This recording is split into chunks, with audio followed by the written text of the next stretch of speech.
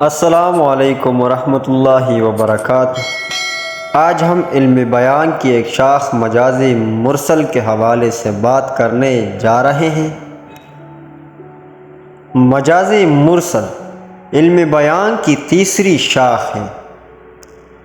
اصطلاح میں یہ وہ لفظ ہے جو اپنے حقیقی معنوں کے بجائے مجازی معنوں میں استعمال ہو اور حقیقی و مجازی معنوں میں تشبیہ کے علاوہ کوئی اور علاقہ ہو۔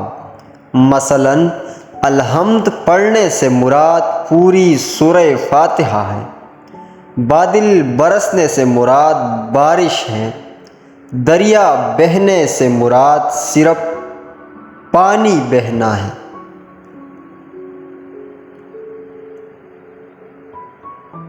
مجازی مرسل کی اقسام۔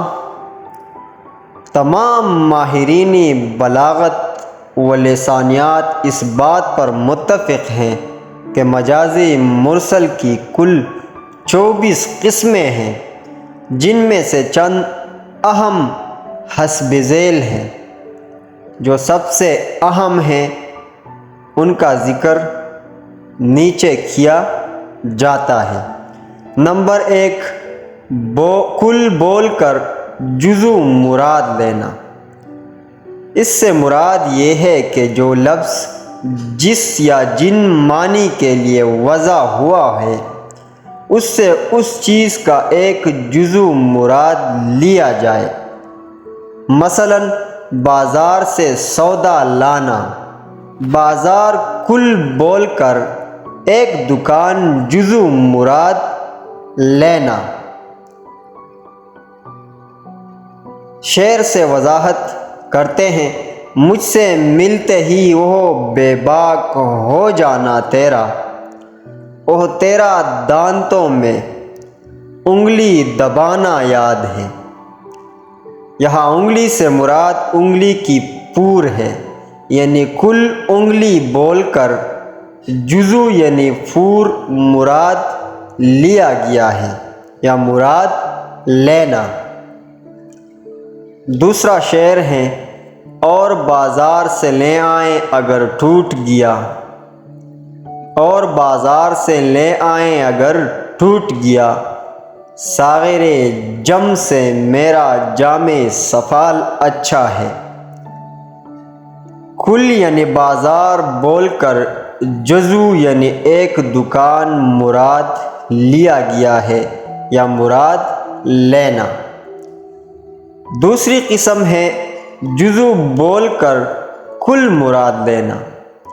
اس صورت سے مراد یہ ہے کہ ایسا لفظ بولا جائے جس کا اطلاق اپنے اصلی اور حقیقی معنی کے لحاظ سے جزو پر ہوتا ہے، لیکن اس سے جزو کی بجائے کل مراد لیا جائے۔ جیسے سورہ الفاتحہ کو الحمد کہتے ہیں اور کلمے کا اطلاق اشہد ان لا الہ الا اللہ پر کرتے ہیں۔ مزید تفصیل کے لیے فیض احمد فیض کا ایک شعر ہے، رنگ پیرہن کا خوشبو زلف لہرانے کا نام ہے۔ رنگ پیرہن کا خوشبو زلف لہرانے کا نام ہے، موسم گل ہے تمہارے بام پر آنے کا نام۔ یہاں موسم گل کی ترکیب میں گل کے لفظ سے پورا موسم بہار مراد لیا گیا ہے، یعنی جزو پھول بول کر کل یعنی موسم بہار مراد لیا گیا ہے یا موسم بہار مراد لینا۔ دوسرا شعر ملاحظہ کیجئے، جس جا ہجوم بلبل و گل سے جگہ نہ تھی۔ جس جا ہجوم بلبل و گل سے جگہ نہ تھی، وہاں ہائے ایک برگ نہیں ایک پر نہیں۔ یہاں برگ سے مراد گل اور پر سے مراد پرندہ یعنی بلبل ہے۔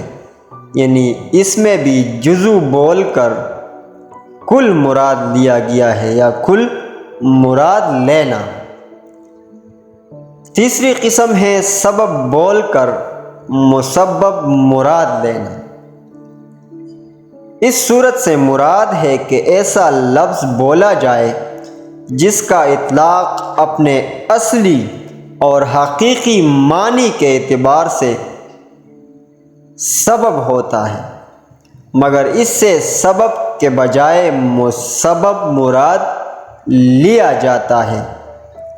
جیسے مثال کے طور پر بادل خوب برسا، در حقیقت پانی برستا ہے، بادل تو سبب ہے۔ یا یہ کہنا کہ گرمیوں میں اس مکان میں سورج آ جاتا ہے، یعنی دھوپ آ جاتی ہے۔ سورج سبب ہے اور دھوپ مسبب ہے۔ جب سورج آتا ہے تو اس سے دھوپ آ جاتی ہے، گرمی آ جاتی ہے۔ مزید تفصیل کے لیے بقول ناصح کا ایک شعر سماعت فرمائیے گا۔ اس قدر کھایا تیری فرقت میں غم، اس قدر کھایا تیری فرقت میں غم، دل ہمارا زندگی سے سیر ہے۔ یہاں پر سیر ہونا بیزار ہونے کے معنی میں ہے۔ سیری غذا سے بیزاری کا سبب ہوتا ہے، یعنی بندہ پیٹ بھر کے کھا جاتا ہے تو سیر ہو جاتا ہے۔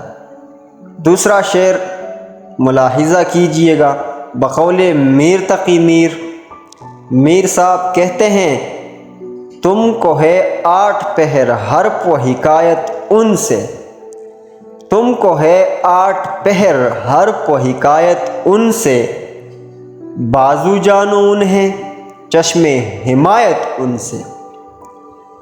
یہاں پر بازو سے مراد مددگار ہے، مدد کرنے والا۔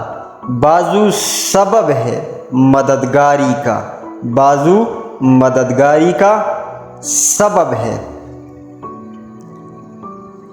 چوتھی نمبر قسم ہے مسبب بول کر سبب مراد لینا۔ اس صورتحال میں ایسا لفظ بولا جاتا ہے جس کا اطلاق اپنی اصلی اور حقیقی معنی کے اعتبار سے سبب یعنی نتیجہ پر ہوتا ہے۔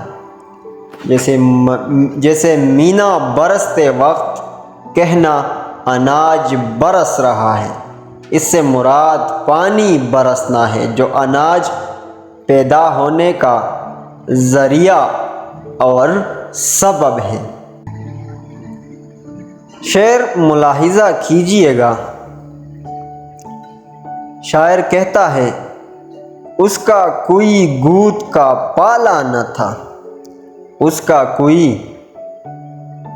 گوت کا پالا نہ تھا، گھر میں کوئی گھر کا اجالا نہ تھا۔ اس شعر میں گھر کے اجالے سے مراد اولاد ہے، اولاد مسبب ہے اور اجالا سبب ہے، یعنی اولاد کی وجہ سے اجالا ہے اس گھر میں، تو اولاد مسبب ہے اور اجالا سبب ہے۔ ذوق صاحب کا ایک شعر سماعت کیجئے گا، بقول ذوق، ہر ایک خار ہے گل، ہر گل ایک ساغر عیش، ہر ایک خار ہے گل، ہر گل ایک ساغر عیش، ہر ایک دشت چمن، ہر چمن بہشتی نظیر۔ ساغر شراب کی جگہ ساغر عیش بولا ہے، شراب مسبب ہے، عیش سبب ہے، یعنی شراب ذریعہ ہے عیش کا، تو اس لیے عیش سبب ہے اور شراب مسبب ہے۔ تو یہ تھی آج کی ہماری مختصر سی ویڈیو، امید ہے آپ سب کو پسند آئی ہوگی۔ والسلام۔